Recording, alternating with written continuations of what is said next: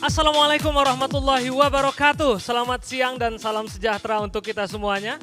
Senang sekali saya Aulia Fikri dari Indosemen. Hari ini kita akan kembali ketemu dalam sebuah webinar dengan tema Kelincahan Dunia Konstruksi Menghadapi Era New Normal dalam Perspektif Manufaktur, Bisnis dan juga Teknologi.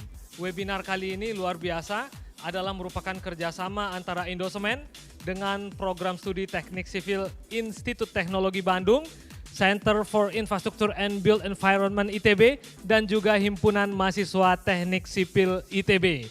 Teman-teman sekalian, saya akan undang pembicara kita yang terakhir, ya, yang juga sangat luar biasa, yang pada hari ini akan memberikan materi, yaitu Ibu Rani GK Pradoto. Ya. Beliau saat ini adalah pengajar di Teknik Sipil ITB, dan beliau adalah juga S1 lulusan ITB tahun 97, dan S2 di Colorado State University, ya, di Amerika, dan S3 di University of Wisconsin Milwaukee, ya, di Amerika Serikat. Beliau, Ibu Rani, sudah pernah mendapatkan awards, Grand Awards from Portland Cement Association Education Foundation dalam research beliau Engineering of Nano CSH Seed to Enhance Structure and Performance of Cementitious Material, dan juga UW Milwaukee Chancellor's Award recipient Fall 2015, ya.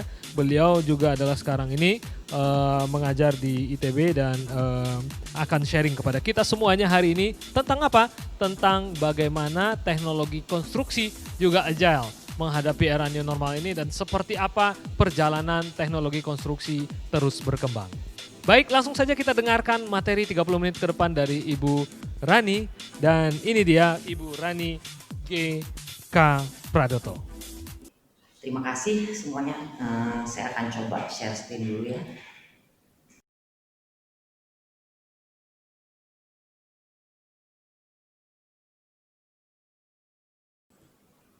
Apakah sudah terlihat?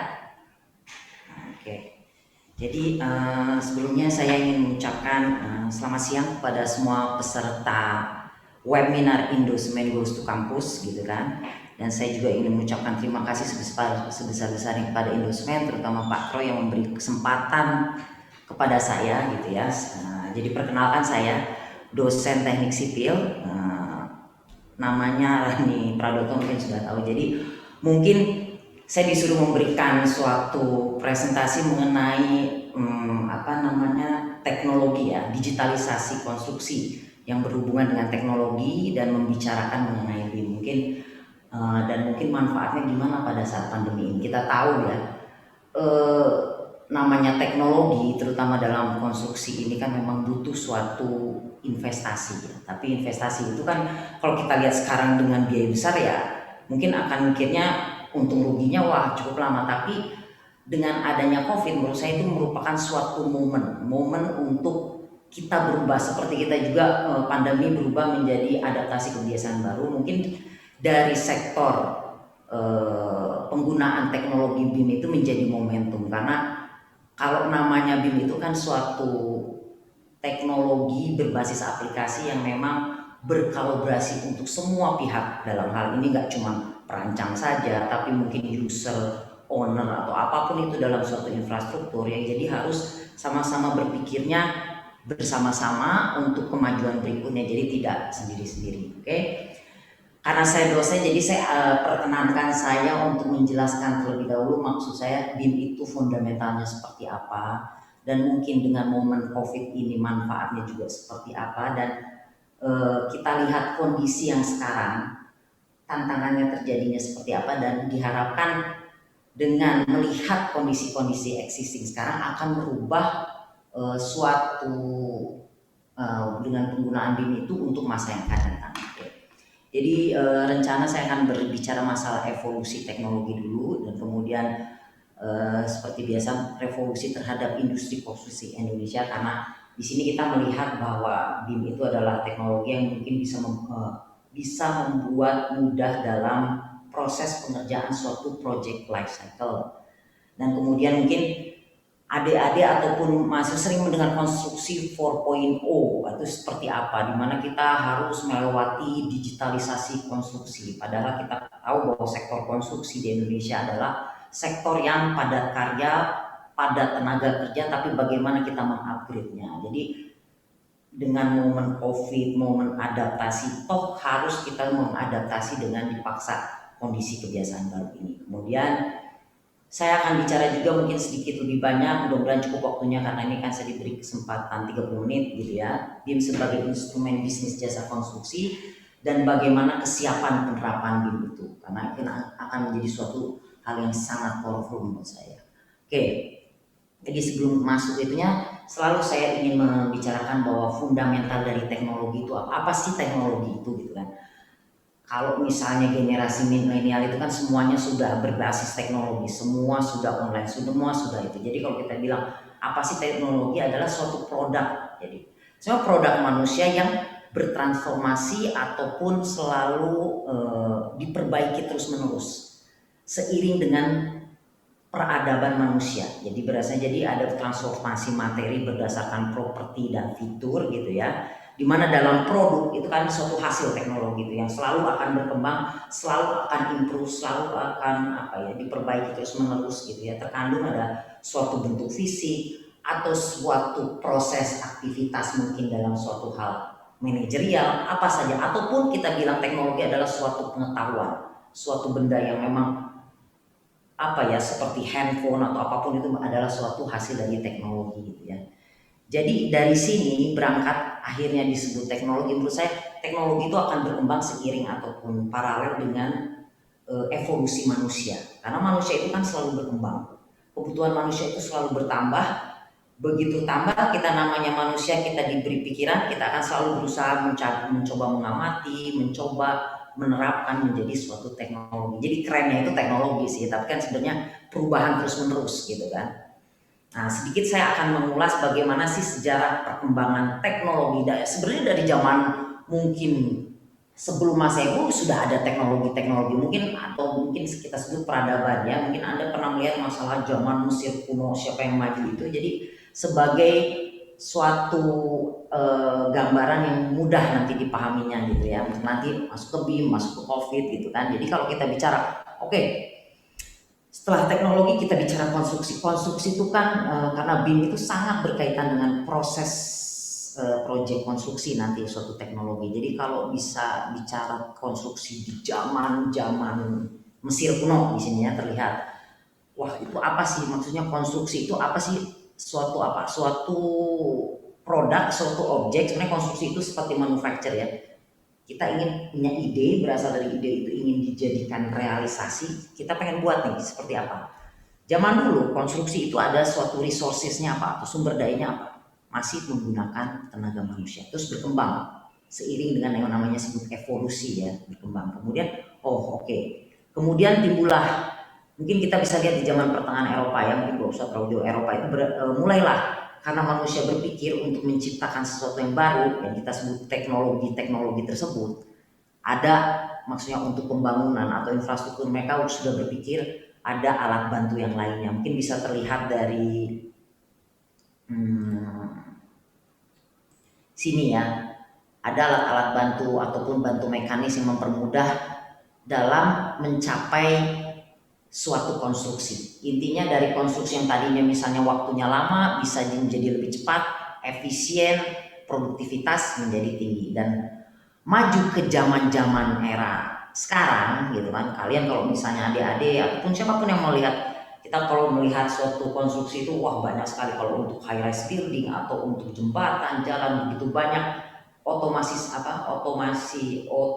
atau permesinan yang sangat masif, yang massal untuk membantu pekerjaan manusia dengan hal perkembangan teknologi itu. Jadi dari situ kita bisa menyimpulkan bahwa itu akan meningkat ya, konstruksi itu terus. Sampai kan kita bilang kita mau bicara nanti digital konstruksi di situ ya. Jadi kalau misalnya dari volume nama kompleksitas semakin berkembang, semakin yang namanya waktu, apalagi kalian kan mungkin sebut sekarang tuh zaman milenial ya, permulaan dari awal menggunakan bantuan manusia, mekanisasi massal, atau nanti sekarang lagi trennya untuk digital, maksudnya untuk integrasi otomasi, integrasi digitalisasi, dan itu yang akan terjadi.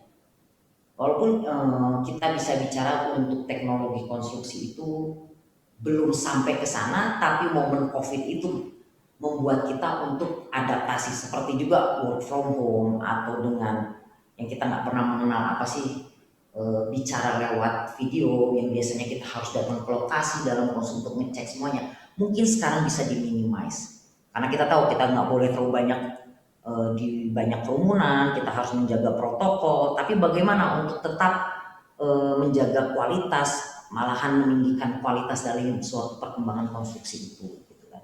Nah, di situ timbullah teknologi BIM yang menurut saya memang harus diaplikasikan. Walaupun memang sudah lama ya aplikasi, maksudnya BIM itu sudah ada yang mencoba, tapi belum semuanya mencoba, belum semua stakeholder mencoba. Saya sebagai maksudnya dosen di sini selalu memberikan apa ya, semangat ke mahasiswa. Walaupun belum menjadi suatu mata kuliah yang wajib atau masih pemilihan, justru teknik sipil itu baru mulai akan apa ya, lebih banyak keterlibatan teknologi BIM ini dibandingkan yang saya tahu dari sisi arsitek yang sudah jauh lebih banyak menggunakan misalnya gambar digital Revit atau CAD tersebut. Tapi ya nggak apa-apa, lebih baik terlambat daripada tidak sama sekali. Dari situlah selalu memberikan semangat ya kepada adik-adik, kebetulan misalnya mahasiswa yang untuk lihat di sini apa sih, mungkin masih banyak yang belum tahu apa sih BIM. Saya tahu lah BIM apa itu, suatu software atau sebenarnya suatu platform tools atau teknologi berbasis aplikasi untuk menggabungkan secara manajerial, menggabungkan secara maksudnya perencanaan, konstruksi atau procurement sampai nanti ke operation maintenance, sampai ke pemeliharaan, bahkan sampai akhir masa lifetime-nya. Disitulah powerfulnya apa suatu teknologi BIM. Tapi kalau kita lihat, saya bilang itu kadang berbanding terbalik dengan revolusi industri konstruksi Indonesia. Kalau kita bilang itu tantangan, kita jangan kecil hati, kita harus melihat dari tantangan itu menjadi suatu peluang untuk maju ke depannya. Karena di momen ini yang menurut saya memang sudah harusnya dilakukan gitu ya, tidak hanya sekelompok orang tapi berkolaborasi ya. Sebelum itu kalau kita bicara konstruksi, sektor konstruksi kalau kita lihat dari GDP atau PDB nasional itu cukup memberikan kontribusi yang cukup besar. Kalau saya lihat angka-angkanya sekitar 10,7% dari nilai PDB. Dengan sebesar kontribusi itu dari tahun ke tahun ya, mungkin saya baru bisa dapat datanya karena tiba-tiba pandemi ya untuk kuartal pertama. Itu menyerap tenaga kerja sebesar sampai cukup banyak, 5,8%. Artinya kan lumayan, jadi ada tenaga kerja banyak. Tapi kalau kita ngomong teknologi atau pandemi itu gitu kan, bagaimana kita mencoba untuk mengefisiensikan kan. Nah, tapi ya nggak apa-apa, kita harus memang realitasnya seperti ini. Di lain pihak, karena banyak terjadi banyak pembangunan infrastruktur, banyak juga masih terjadi kecelakaan kerja, dan bagaimana kita berusaha untuk meminimalisasi kecelakaan, untuk membuat suatu solusi-solusi tapi apa ya, maksudnya solusi itu terlihat jelas dan mudah dipahami seperti itu. Karena kita tahu pekerja itu banyak tapi apa ya, maksudnya level kualifikasi pekerja kita yang di Indonesia itu masih sangat kurang. Padahal kita menghadapi suatu era globalisasi yang harusnya bisa berkompetisi dengan negara-negara tetangga. Gak apa-apa, kita harus melakukan selalu perubahan-perubahan. Momen di pandemi ini memang pas. Dan kalau melihat dari struktur tenaga kerja konstruksi kita, bisa dibayangkan bahwa hampir total keseluruhannya itu 65% dari tenaga kerja yang juga menyumbang ekonomi itu hanya lulusan SMA. Padahal kita mau bicara teknologi gitu ya. Teknologi itu kan suatu advance, satu tingkat di depan. Yang biasanya misalnya tenaga kerja hanya mencampur untuk membuat semen itu, tapi bagaimana dia paham untuk menggunakan, gak usah jauh-jauh teknologi, tapi mengupgrade kualitas mereka supaya tidak tersingkir. Karena namanya teknologi itu juga kan mengalami evolusi. Jadi evolusi itu semua manusia mengalami evolusi, yang dia bisa mempertahankan kualitas dia akan tetap maju. Kalau memang dia tertinggal dia akan tersingkir juga gitu ya. Dan untuk struktur tenaga kerja kemungkinan saya juga sudah baca roadmap mengenai konstruksi digital Indonesia yang dikeluarkan oleh PUPR, dan mereka punya target seperti kan mungkin sudah mendengar ya dari Pak Jokowi waktu tahun 5 tahun pertama dia mencoba targetnya membangun infrastruktur yang sangat masif, dan untuk tahun kedua kepemimpinan maksudnya second term dari Pak Jokowi itu dia ingin membuat suatu SDM yang berkualitas kan dari sisi tenaga manusianya. Jadi dari situ kita bisa lihat ada target-target tertentu yang harus kita lakukan, karena mau nggak mau kita akan menghadapi yang namanya konstruksi 4.0 gitu kan. Kalau kita lihat dari jumlah penduduk dan berapa engineer total yang kita punya gitu ya dari tahun ke tahun, ya memang cukup ada kenaikan yang signifikan, tapi sebenarnya target yang kita mau kan per tahunnya dari roadmap ya kalau nggak salah saya ingat tuh sekitar 50.000, dan juga menciptakan suatu tenaga ahli yang terampil gitu ya. Jadi target-target yang harus diciptakan harus banyak. Kenapa?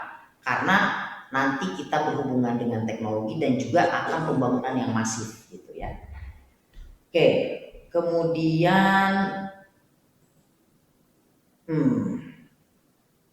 kenapa saya lihat dari struktur badan usaha, jadi ternyata badan usaha yang certified atau kontraktor-kontraktor pelaksana itu hanya, maksudnya kontraktor besar seperti misalnya PP atau WK yang itu hanya dari total keseluruhan itu hanya sekitar 1,2%, sedangkan sisanya adalah menengah dan kecil. Artinya apa gitu ya?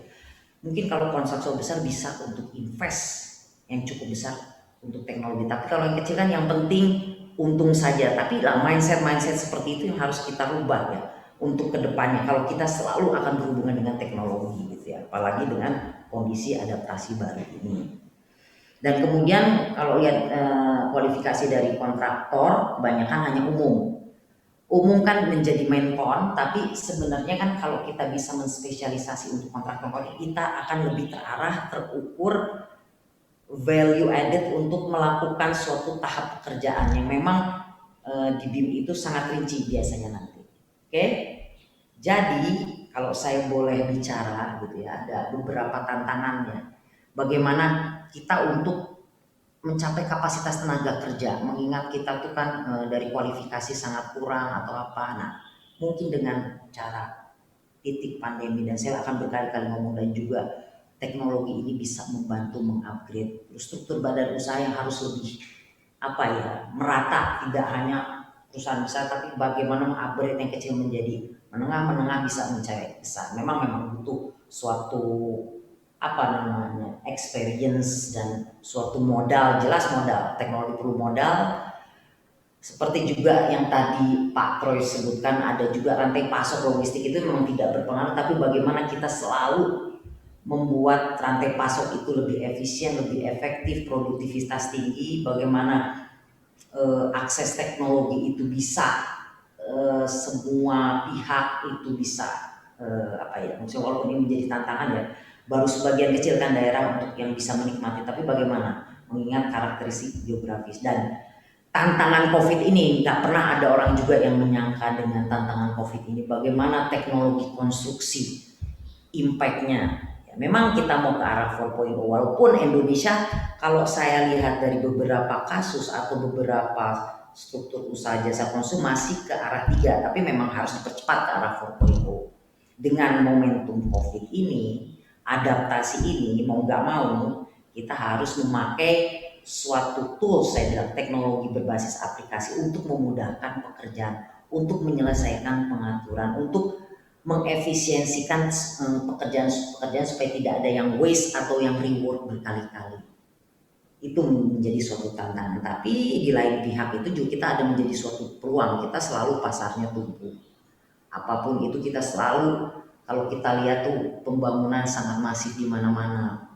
Terus kita bisa bicara banyak sekali prefabrikasi, karena dalam proyek prefabrikasi itu adalah perakitan bukan di lokasi proyeknya tapi di luar lokasi proyek untuk mempercepat waktu penyelesaian proyek. Udah waktu berarti mutunya bisa, tapi mutu bisa dijaga, berarti dari segi biaya bisa ditekan gitu ya. Jadi tren, kan namanya juga selalu mengikuti tren, prefabrikasi itu menjadi tren nantinya gitu kan. Karena kita work from home, mau nggak mau kita juga bilang akses internet itu penting sekali gitu ya. Walaupun kita bisa berkoordinasi melalui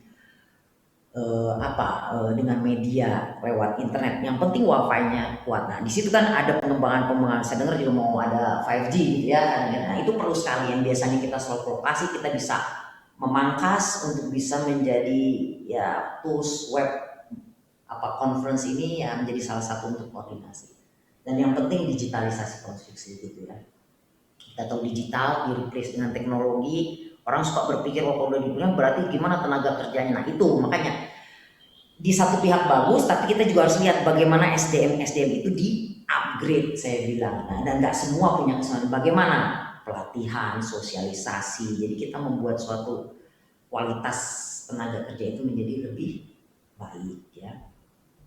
Nah, biasanya nantinya kalau namanya teknologi itu kan perubahan, transformasi, atau bisa kita sebut inovasi dalam konstruksi ya.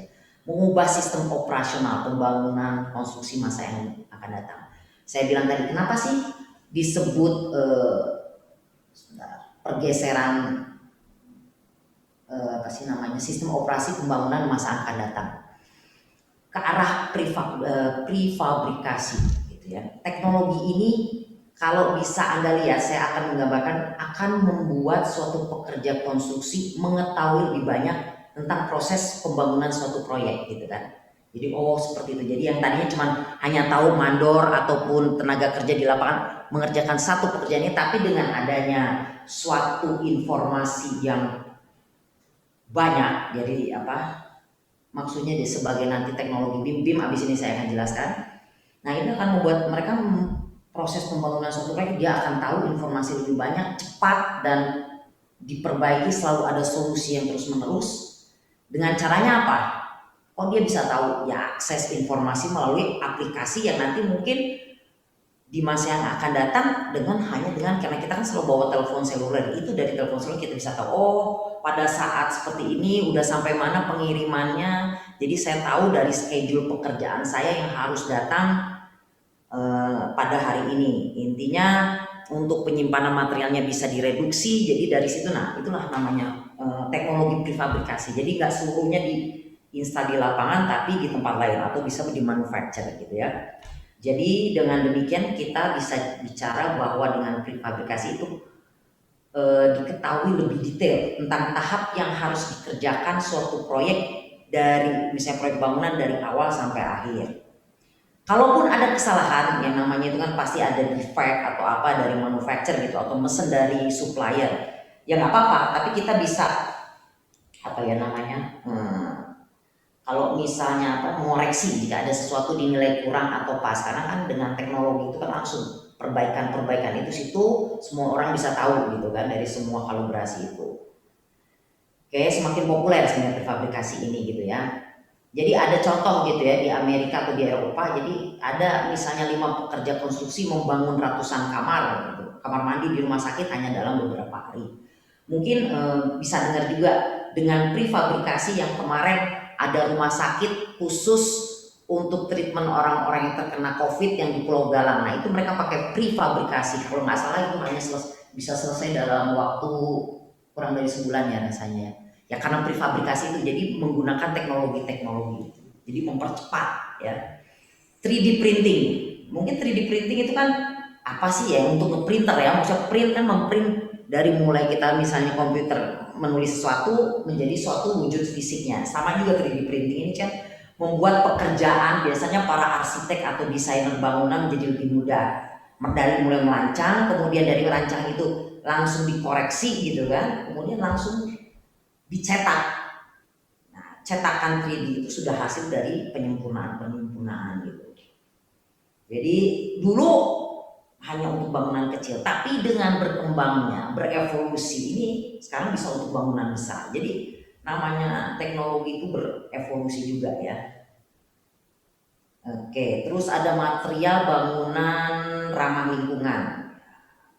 kita sering mendengar namanya. Sebenarnya green building atau bangunan hijau itu udah lama lah, dari tahun 60-an. Tapi konsep green building itu menjadi suatu desain yang harus dilakukan. Kan sekarang tidak semua orang ingin membangun suatu desain ramah lingkungan. Kenapa? Karena tidak di-enforce atau tidak dipaksakan. Karena katanya ramah lingkungan memerlukan dana investasi awal yang cukup besar ya, dengan segala macam itunya. Tapi kan mindset yang harus dirubah itu dianggap sebagai, kalau namanya ramah lingkungan kan kita long term sustain. Jadi untuk sebagai investasi yang menguntungkan bagi masa depan gitu ya. Jadi mungkin dari hal maintenance-nya, kita kan namanya membuat suatu gedung atau infrastruktur kan pasti udah sampai titik project lifetime-nya dia harus ada perbaikan terus-menerus. Seperti kita punya beli mobil baru dengan mobil yang lama. Mobil lama berarti maintenance lama. Jadi semakin lama umurnya itu akan semakin besar maintenance-nya. Tapi kalau dengan adanya ramah lingkungan, bagaimana kita bisa berpikir oke, menjadi menguntungkan, tidak memerlukan biaya cukup besar selama masa waktunya gitu kan. Atau mungkin yang ramah lingkungan material, itu bisa tuh inovasi dari teknologi konstruksi. Campuran aspal misalnya kan, atau material bangunannya atau campuran beton bisa menjadi lebih efisien, tidak mengurangi energi consumption. Itu kan berdasarkan beberapa eksperimen akhirnya berkembanglah suatu teknologi tidak hanya beton yang kuat, tapi mungkin beton yang tadi seperti Pak Troy bilang hybrid, ramah lingkungan ya. Hal-hal seperti itu memang akhirnya membuat teknologi yang sangat berkaitan di teknologi konstruksi gitu ya. Ada konektivitas itu yang tadi bilang, mungkin seperti supply chain-nya jadi sangat dipertimbangkan karena meningkatkan kalau konektivitas itu sebagai efisiensi konstruksi dalam suatu bangunan atau infrastruktur. Jadi konektivitasnya gimana? Kalau kita membangun dulu, maksudnya selalu terpisah-pisah dari mulai ide, mulai perencana, kemudian mulai ditenderkan, mulai pelaksanaan di lapangan, pengawasan, kemudian serah terima, itu tidak ada suatu platform yang menggabungkan. Dengan adanya teknologi, saya bilang teknologi konstruksi BIM itu nanti akhirnya bisa menjadi suatu kayak mungkin mendengar cloud ya. Jadi mengumpulkan data cloud dengan perbaikan terus menerus dan solusinya dalam bentuk visual yang mudah dipahami ya. Oke, tapi mungkin ada juga augmented reality ya. Jadi seperti kayak main game gitu kan, kita bisa lihat kalau misalnya Google SketchUp seperti apa. Jadi kita udah merencanakan, tapi hasil rencana kita tidak hanya sebagai hitungan atau gambar dua dimensi, tapi dalam suatu virtual realization VR. Jadi bisa menganalisis bangunan atau yang berhubungan dengan apapun itu ya. Jadi itulah. Nah sekarang kita bicara masalah konstruksi 4.0. Memaksa kita, bukan memaksa, membuat kita untuk one step ahead, merubah mindset kita mengenai digitalisasi konstruksi.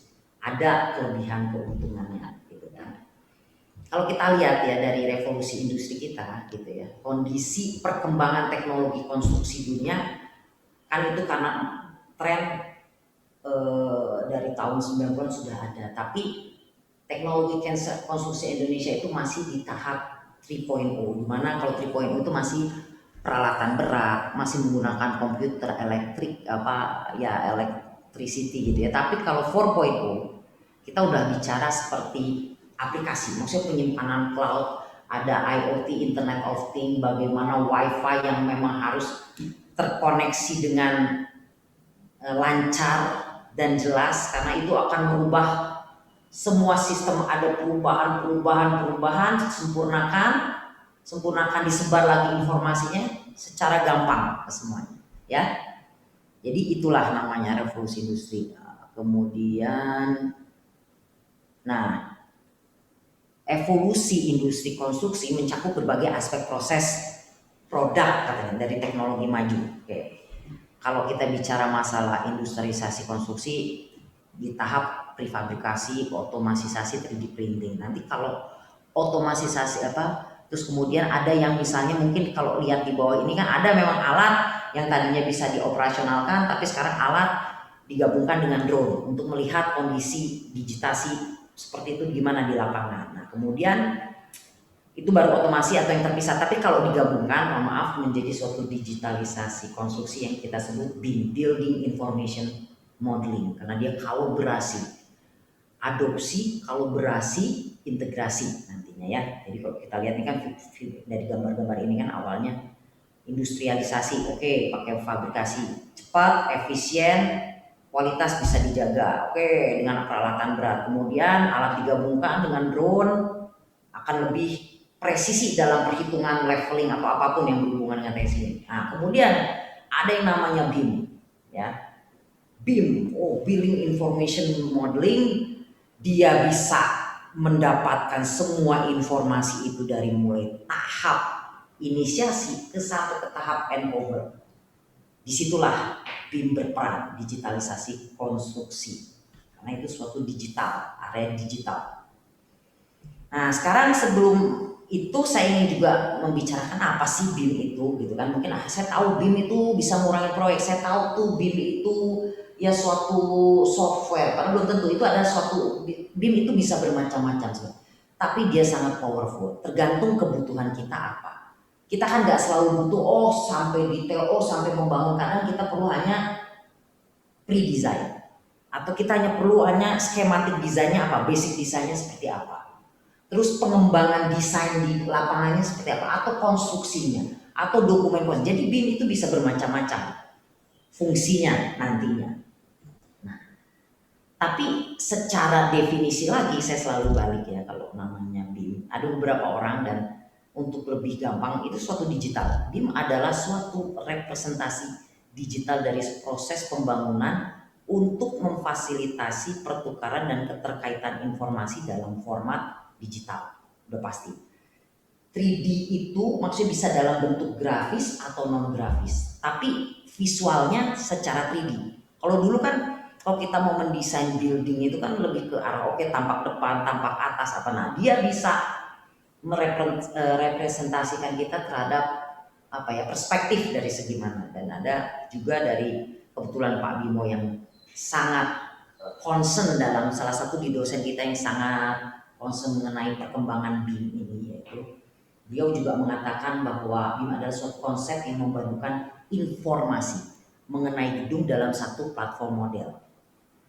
Kita membangun gedung luasan sama, spesifikasi sama, tapi harganya belum tentu sama. Mungkin di lokasi yang lain dia akan dengan kondisi spek yang sama dia akan memiliki harga yang berbeda. Kenapa? Ya karena yang namanya konstruksi itu kan unik, beda sama manufacturing kan. Kalau konstruksi itu ya walaupun kita tahu membangun gedung, metodenya sama, harga bahannya sama, tapi mungkin ada hal-hal yang membedakan. Mungkin akses ke sananya sulit, transportasinya menjadi mahal, akhirnya itu kan akan memberikan suatu jumlah material, kuantitas, volume, harga satuannya akan berbeda.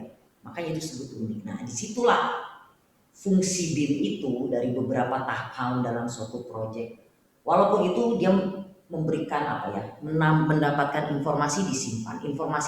Kalau misalnya salah diperbaiki, disempurnakan. Dan pada saat misalnya saya mau membangun gedung yang keberapa, mereka sudah tahu kondisinya ini, levelnya seperti ini, karakteristiknya. Nah disitulah keunggulan BIM. Tapi sekali lagi saya bilang teknologi itu memang perlu dana yang tidak murah di awalnya. Nah itu mindset itu. Tapi kita selalu berpikir sustain ke depannya. Oke. Mungkin ada beberapa saya nggak harus terlalu membicarakan. Jadi akhirnya kalau kita bicara digitalisasi konstruksi itu akhirnya bagaimana networking elektroniknya, bagaimana virtual, karena ini berupa suatu 3D model keluarannya untuk lebih memudahkan kita merepresentasi, memvisualisasikan. Disitulah fungsinya BIM. Jadi kalau kita bisa interaksi dalam suatu proses konstruksi, kita sebut BIM itu berkolaborasi. Kalau kita bicara kita punya ide, kita punya uang saja nggak cukup sebagai owner, tapi kita harus meng-hire orang-orang perencana, desainer, structural engineer bisa terlihat di sini kan. Kemudian saya memilih siapa pelaksananya, di mana situ timbul project manager, pelaksanaan itu diawasi oleh seorang konsultan pengawas. Di situ ada mandor atau tenaga kerja yang selalu berhubungan di lapangan, ada manajernya, bermacam-macam. Kadang dalam perubahan yang paling banyak terjadi dalam dunia siklus proses konstruksi, biasanya kadang-kadang dari perencana untuk realisasi di lapangan itu tidak sesuai. Tidak sesuai itu mungkin ada beberapa parameter yang harus kita bilang. Mungkin karena kondisi akses, kondisi area kerja yang tidak memungkinkan, kadang-kadang material yang sudah ditentukan oleh perencana atau apa tidak tersedia di lokasi proyek. Nah, hal-hal kayak gitu kan sebenarnya kalau kita bilang kolaborasi atau informasi itu harus cepat ya berubah. Harus cepat berubah, jadi semua tahu, nanti oke, dari pelaksana kan kita tahu, oke, seorang pelaksana dia harus ngasih langsung ke shop drawing, ataupun nanti dari shop drawing dia harus ke manufacturer, supplier, kemana aja. Kalau memang informasinya terpotong-potong, tidak ada suatu platform seperti ini, itu akan informasi yang lengkapnya itu akan terpotong-potong, tidak secara apa ya namanya precise. Tapi dengan BIM saya bilang dia seperti cloud, kayak nyimpen.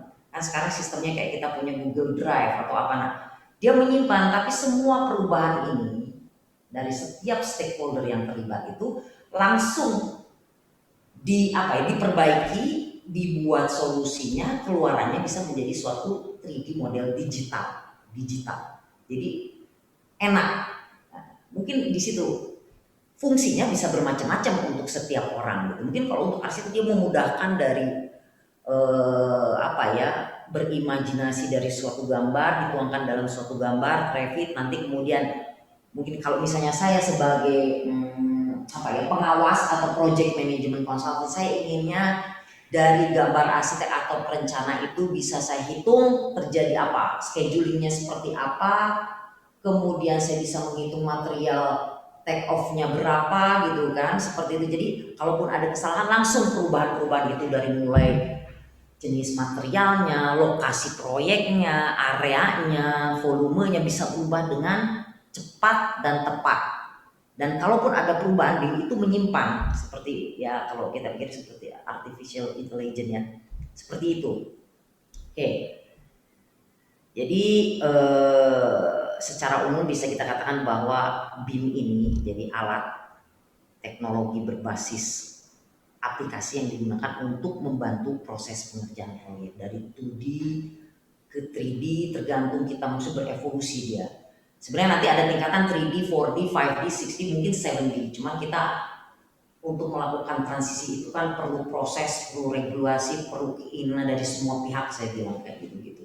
Dan itulah yang harus kita pahami. Emang kita udah mempelajari BIM, tapi kenapa akhir-akhir ini stagnan? Apakah karena pandemi? Ya enggak juga gitu kan. Tapi kenapa hanya pihak-pihak tertentu saja yang sudah mau untuk pindah transformasi ke teknologi BIM? Nah itu memang ada tantangannya, saya bilang gitu. Tapi kan tantangan itu jangan dibuat suatu hal yang suatu hal yang menjadi kita pusing, tapi selalu berusaha untuk memperbaiki ke depannya. Karena dengan teknologi itu kita akan mudah. Beda kalau misalnya masing-masing apa sih yang mereka merekam, mereka mendokumentasi semua data-data yang pernah kita masukkan, kemudian diperbaiki dan dimasukkan ke dalam suatu tools itu. Jadi tinggal diisi gitu ya. Oke. Bisa menjadi BIM sebagai instrumen bisnis jasa konstruksi, kan seperti yang saya bilang bahwa BIM itu menjadi suatu platform untuk memanage, mengatur, mengaplikasikan semua adanya perubahan atau semua informasi. Jadi semua informasi itu mudah. Yang biasanya kan kadang saya di sini saya nunggu dulu approval perencana nunggu dari kemudahan owner dan pokoknya sangat panjang rantainya. Tapi dengan adanya BIM itu sangat efektif, efisien, akhirnya bisa memotong waktu pelaksanaan proyek ataupun bisa menjaga kualitasnya gitu kan, apa yang harus dilakukan. Kalau area kerja kita yang tadinya banyak, ternyata mudah selama konektivitas dan informasi itu cepat, yaitu dari teknologi digital itu. Oke, saya langsung, jadi kalau lihat secara gambarnya gitu, BIM for construction dimulai dari mungkin kedepannya bisa sudah di beberapa kontraktor BUMN yang cukup besar Indonesia mengaplikasikan menjadi suatu bisnis electronic pricingnya. Constructability mudah dibangun. Jadi kalaupun ada kesalahan-kesalahan yang biasanya kan ada konflik antara hasil perencana tidak bisa dibangun di lapangan atau hasil perencana materialnya sudah tidak ada atau tidak update, sudah tidak keluaran. Bagaimana merubah informasi itu secara cepat, singkat? Nah disitulah perlunya BIM menurut saya. Koordinasi yang biasanya sangat susah dengan BIM, dengan WFH, ya jadi seperti itu ya. Jadi sampai akhirnya masalah handover.